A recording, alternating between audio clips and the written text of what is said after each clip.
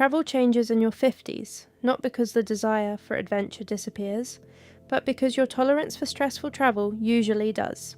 You still want the experience, the culture, the stories, the feeling of being somewhere completely new. You just want it to feel smooth at getting there. That's why group travel starts making a lot more sense at this stage of life, especially the versions that balance comfort, social connection, and experiences that still feel genuinely immersive. Flashpack sits very naturally in that space. It's a group travel company built specifically for solo travellers, with trips designed separately for people aged 45 to 59, and that age focus changes the atmosphere immediately.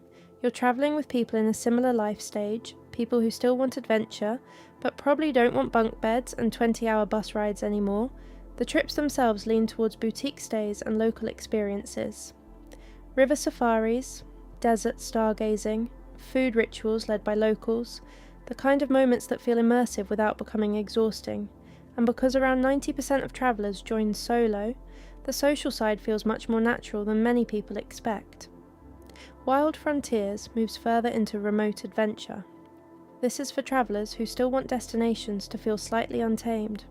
Mongolia, Pakistan, West Africa, places where the journey itself becomes a huge part of the experience. The groups stay small, usually around 9 to 12 people, which keeps everything feeling personal and expedition-like. Newmarket Holidays takes a slower, more traditional approach. Think rail journeys, heritage trips, cultural touring, classic European itineraries. The structure is very guided, very easy to follow, and built around comfort rather than spontaneity.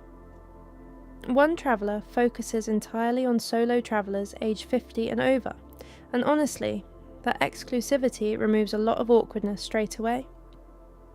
The trips are designed around social comfort, with tour managers helping people connect naturally throughout the journey, so the atmosphere feels relaxed, friendly, and very low pressure overall. On-the-go tours keeps more adventure in the mix. Overland routes, upgraded camping, outdoor-heavy itineraries.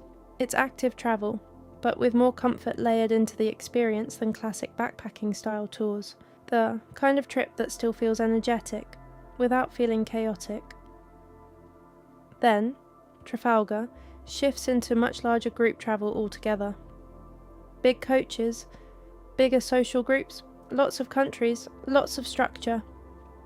And for travellers who enjoy classic touring where everything is organised up front, that scale can actually feel reassuring rather than overwhelming.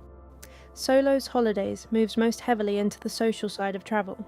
Dance events, black tie evenings, big singles groups, lots of organised social energy throughout the trip. And for people travelling alone who mainly want connection and community, that becomes the main appeal. So, when you step back and look across all of these companies together, the differences really come down to energy and travel style. Smaller and immersive, large and social, remote and adventurous, structured and easygoing. But if you're a solo traveller in your 50s, and you want group travel that still feels stylish, social and genuinely experience-led without sacrificing comfort, Flashpack stands out very naturally as one of the strongest options overall.